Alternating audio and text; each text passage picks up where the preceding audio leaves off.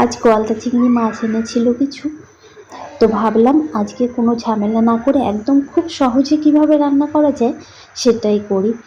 তো গলদা চিংড়িগুলো প্রথমে হালকা একটু ভেজে নিলাম, খুব বেশি ভাজা লাগবে না।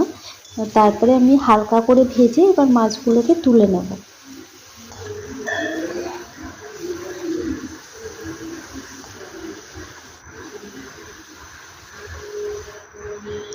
এরপরে আমি শিলনোড়াতে একটা মশলা করে নেব।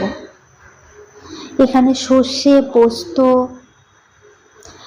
1 চামচ সর্ষে দিয়েছি, 2 চামচ মতো পোস্ত দিয়েছি, আর দিয়ে দেব কিছু কাঁচা লঙ্কা আর কাজু বাদাম আর কিছু আদা, 1 ইঞ্চি মতো আদা দিয়েছি। এবার এটা আমি খুব ভালো করে ফিনিশ করে একদম বেটে নেব।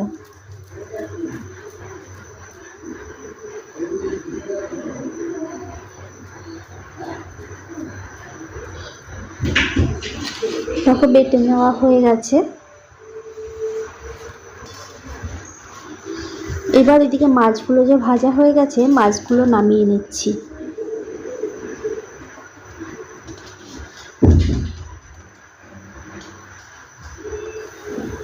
এরপরে এর মধ্যে আর একটু তেল দিয়ে এবার আমি এই মশলাটা দিয়ে দেব।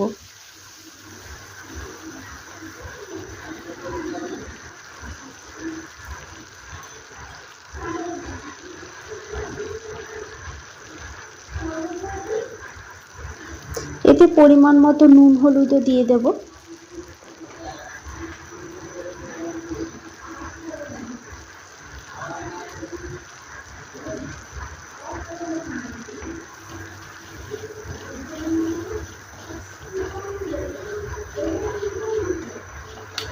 মশলাটা খুব ভালো করে কষিয়ে নিলাম, এরপর জল দিয়ে দিলাম এর মধ্যে। এবার জলটা সুন্দর ফুটে উঠে মাছগুলো দিয়ে দিলাম, ভেজে রাখা যে মাছগুলো, চিংড়ি মাছগুলো দিয়ে দিলাম। দিয়ে এবার খুব ভালো করে জাল দেবো।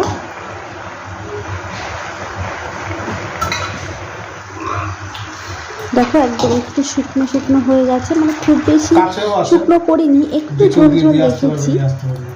হ্যাঁ, মানে নামার পাড়া দিয়ে গেলেই তো যে ক্লাবটা, ক্লাবের ওখানে।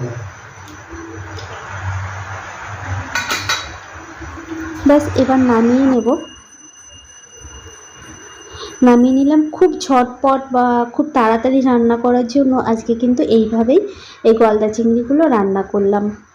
তো খুব সহজেই হয়ে যায় এটি, এবং খেতেও তো বেশ ভালোই লাগে।